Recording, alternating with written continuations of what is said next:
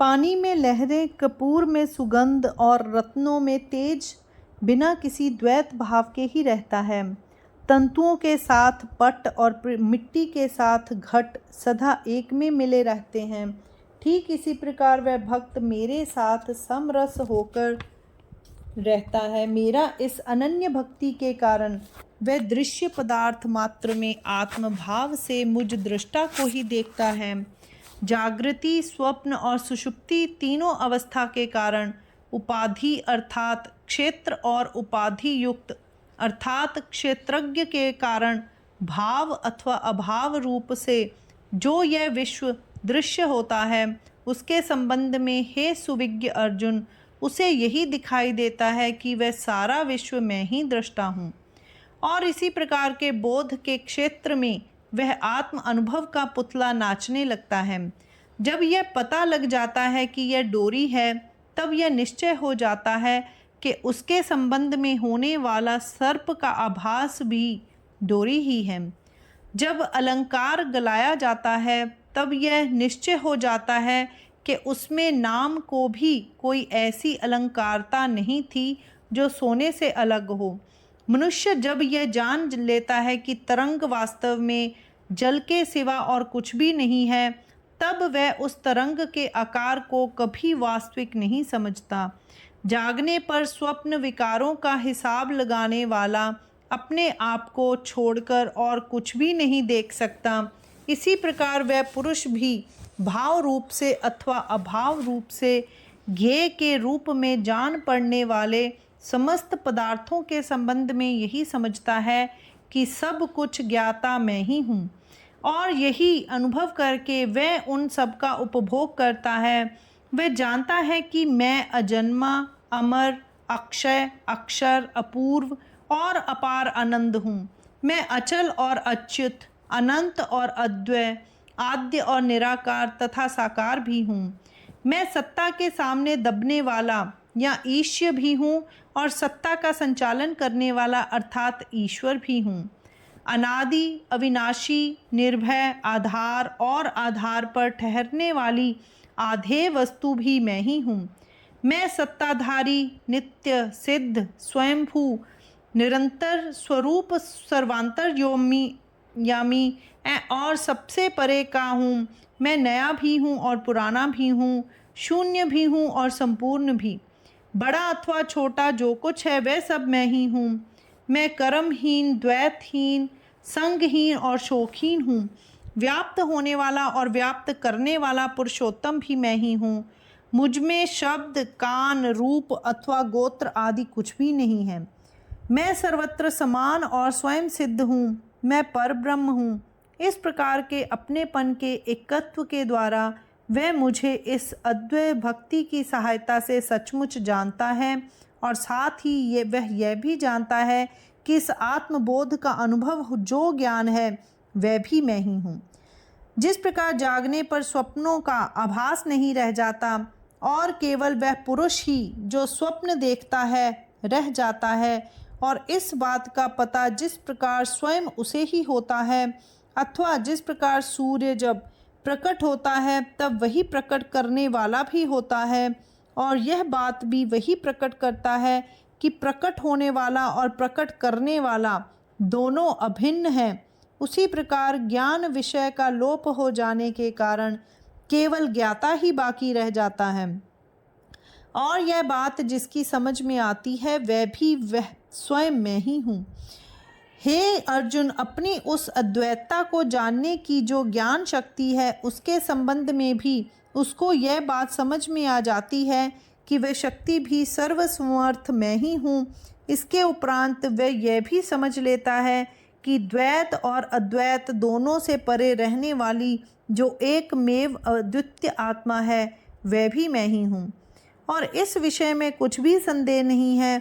और जब उसे इस ज्ञान का प्रत्यक्ष अनुभव होता है, तब जिस प्रकार उस अवस्था में जबकि जाग उठने पर अपने अकेलेपन का जो भान होता है, उसके भी नष्ट हो जाने पर यह नहीं कहा जा सकता कि उसका स्वरूप कैसा होगा, अथवा आँखों से देखते ही जिस प्रकार स्वर्ण में सोनेपन के साथ साथ अलंकार का भी लोप हो जाता है, अथवा नमक के जल स्वरूप हो जाने पर उस नमक की नमकीनी उस पानी में बनी रहती है, परंतु उस नमकीनी के भी ना रह जाने पर जिस प्रकार नमक का अस्तित्व ही बिल्कुल मिट जाता है, उसी प्रकार जब यह भान भी कि मैं वही ब्रह्म हूँ, स्वानंद के अनुभव के शांत रस में विलीन हो जाता है, तब वह मुझ में प्रवेश करता है।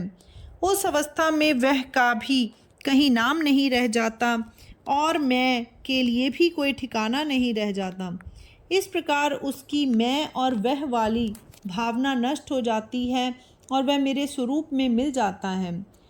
जिस समय कपूर जलने लगता है उस समय तो उसे अग्नि कहना उपयुक्त होता है, परंतु जब कपूर का भी लोप हो जाता है और अग्नि का भी लोप हो जाता है, तब जिस प्रकार केवल आकाश तत्व ही बाकी रह जाता है, अथवा जिस प्रकार एक में से एक घटाने पर केवल शून्य बाकी रह जाता है, उसी प्रकार है और नहीं है अथवा भाव और अभाव दोनों को अलग कर देने पर जो कुछ बच रहता है वही मैं हूँ।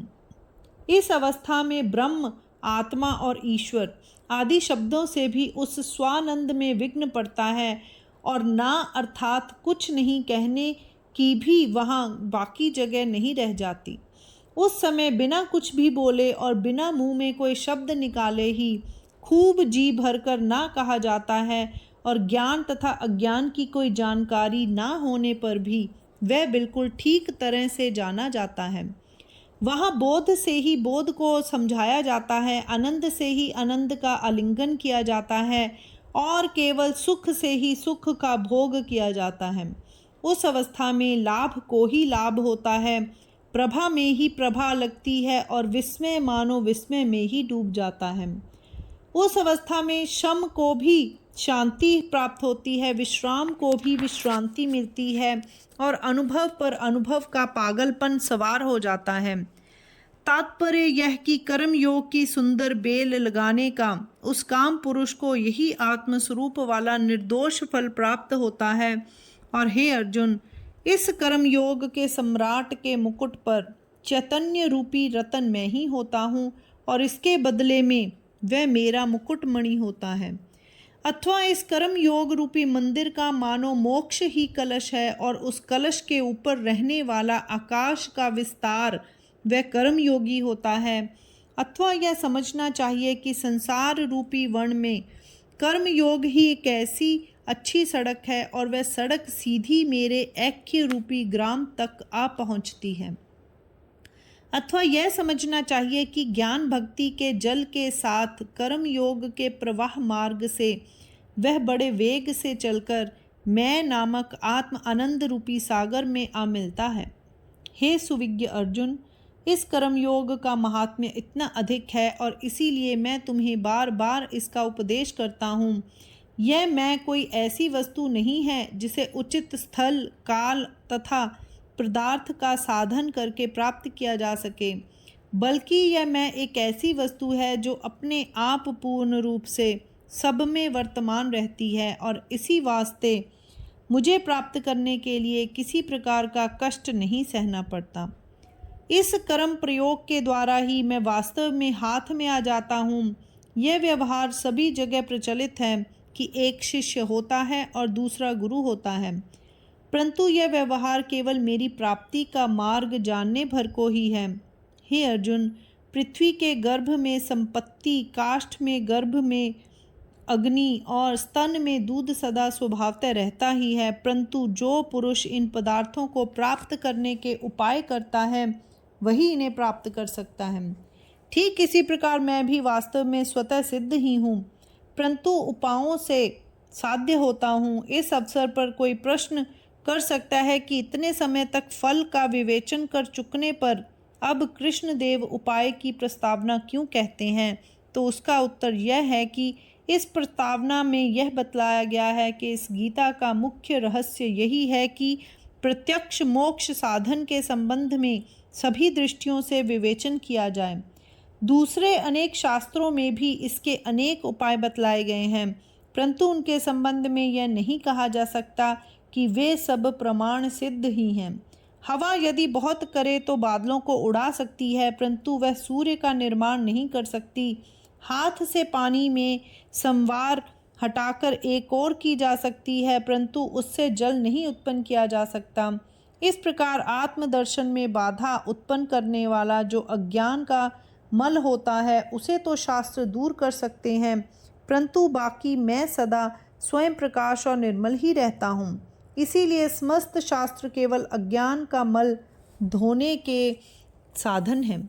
इसके अतिरिक्त आत्मबोध कराने की उनमें कोई स्वतंत्र योग्यता नहीं है। उस अध्यात्म शास्त्रों में जब सच्चाई सिद्ध करने का प्रसंग आता है, तब वे जिस स्थान में जाते हैं वह स्थान यही गीता है। जब सूर्य पूर्व दिशा को मंडित करता है, तब सभी दिशाएं उज्जवल हो जाती हैं। इसी प्रकार शास्त्रों को उचित मार्ग पर चलाने वाली यह गीता है, और इसी गीता की सहायता से सब शास्त्र समर्थ होते हैं। अस्तु, पहले सर्वज्ञ श्री कृष्ण ने आत्म प्राप्ति कराने के अनेक उपाय बहुत विस्तार पूर्वक बतलाए हैं, परंतु फिर भी श्री हरि ने अपने मन में बहुत ही चिंतित होकर यह सोचा है कि संभव है कि यह विषय एक बार सुनने पर तुरंत ही अर्जुन की समझ में ना आया हो, अथवा अच्छी तरह से समझ में ना आया हो। इसीलिए अब एक बार बतलाया हुआ सिद्धांत शिष्य के मन में अटल रूप से प्रतिबिंबित करने के लिए वही सिद्धांत फिर से संक्षिप्त रीति से श्री कृष्ण कह रहे हैं। और साथ ही गीता की समाप्ति निकट आ पहुँचने के कारण यहाँ भी दिखलाया गया है कि उसके आरंभ और अंत में एक सूत्रता है।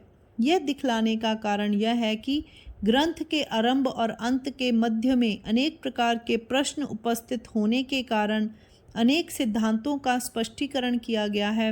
इनमें आगे और पीछे के संदर्भों पर ठीक तरह से ध्यान देने के कारण कोई यह भी कह सकता है कि वे सब सिद्धांत ही इस शास्त्र के मुख्य और सारभूत सिद्धांत हैं।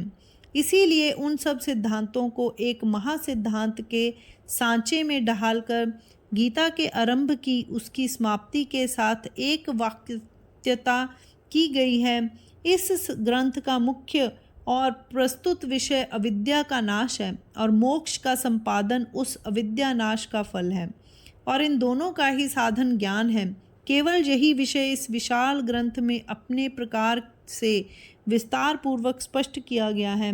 अब यही विवेचन यहाँ बहुत थोड़े शब्दों में होने को है, इसीलिए फल हाथ में आने पर ही उस फल को प्राप्त करने के उपायों का फिर से विवेचन करने के उद्योग में श्री कृष्ण प्रवृत्त हुए हैं।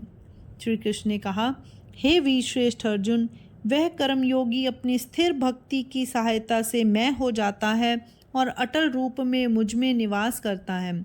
वह स्वकर्माचरण के निर्मल पुष्पों से मेरी अर्चा करता है, और उस अर्चा से प्राप्त होने वाले प्रसाद से उस ज्ञान निष्ठा का लाभ होता है। जब यह ज्ञान निष्ठा प्राप्त हो जाती है, तब मेरी भक्ति का उत्कर्ष होता है, और उस भक्ति से प्राप्त होने वाली सम अवस्था की शांति से वह सुखी होता है। विश्व को प्रकाशित करने वाला जो मैं हूँ, उस मैं को अर्थात स्वयं अपनी ही आत्मा को जो सब जगह ओत प्रोत भरा हुआ समझता है और इसके अनुसार आचरण करता है, जो उसी प्रकार बुद्धि, वाचा और शरीर से केवल मेरा ही आश्रय ग्रहण करता है, जिस प्रकार नमक अपना निरालापन छोड़कर जल का आश्रय ग्रहण करता है, अथवा वायु जिस प्रकार चक्कर लगाना छोड़कर आकाश में स्तब्ध होकर रहती है, यदि उसके हाथों एक आध बार कोई ऐसा वैसा काम भी हो जाए तो भी जिस प्रकार गंगा के साथ संबंध हो जाने पर रास्ते में गंदले पानी का प्रवाह और महानदी का प्रवाह दोनों मिलकर एक ही हो जाते हैं, उसी प्रकार मेरा ज्ञान हो जाने पर शुभ और अशुभ कर्म दोनों एक रूप हो जाते हैं। चंदन और साधारण लकड़ी में तभी तक भेद रहता है जब तक उनमें आग नहीं लगती। 5 कस वाले और 16 कस वाले सोने का भेद तभी तक रहता है जब तक पारस के स्पर्श से वे दोनों एक रूप नहीं हो जाते। ठीक इसी प्रकार जब तक मेरे सर्वव्यापी प्रकाश की प्राप्ति ना हो, तभी तक शुभ और अशुभ के भेद का भास होता है।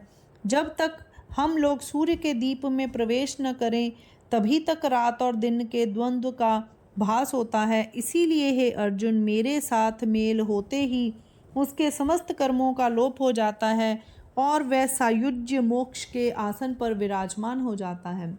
उसे मेरा वह अक्षय पद प्राप्त होता है जिसका स्थल, काल या स्वभाव से कभी व्यय अथवा क्षय नहीं होता। हे अर्जुन, जहाँ मेरे अर्थात प्रत्यक्ष आत्मा के प्रसाद की प्राप्ति होती हो, वहाँ भला और किस लाभ की कमी रह सकती है। इसलिए हे अर्जुन, तुम अपने समस्त कर्मों का मुझ में ही संन्यास करो, अपने समस्त कर्म मुझको ही अर्पित करो।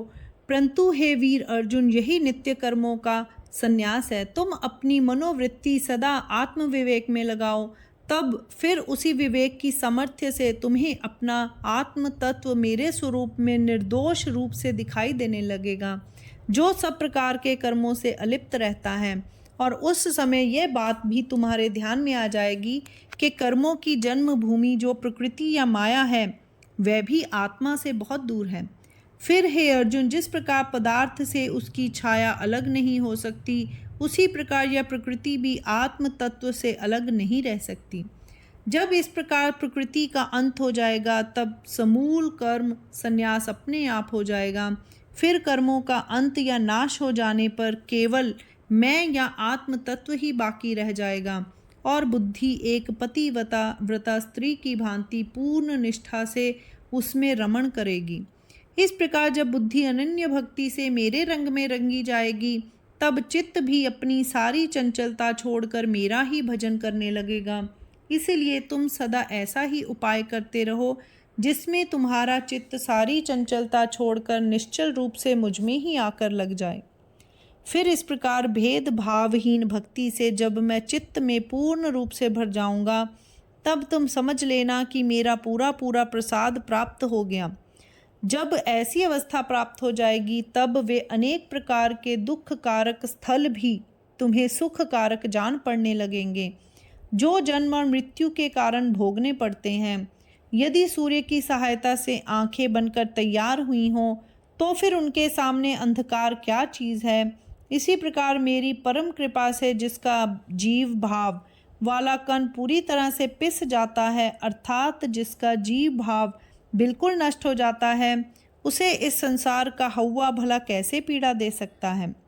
इसीलिए हे अर्जुन, तुम मेरे प्रसाद से इस संसार की दुष्ट झंझट से पार हो जाओगे। परंतु यदि अभिमान के कारण तुम मेरी इन सब बातों का अपने कान और मन के साथ स्पर्श न होने दोगे, तो तुम नित्य मुक्त और अव्यय होने पर भी व्यर्थ हो जाओगे और तुम पर देह अभिमान के भयंकर आघात होंगे।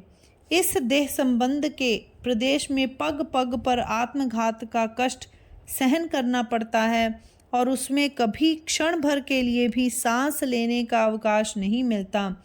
यदि मेरी बातों पर तुम ध्यान ना दोगे, तो मरने पर भी इतने बड़े संकट के कारण मरे हुए के समान ही हो जाओगे।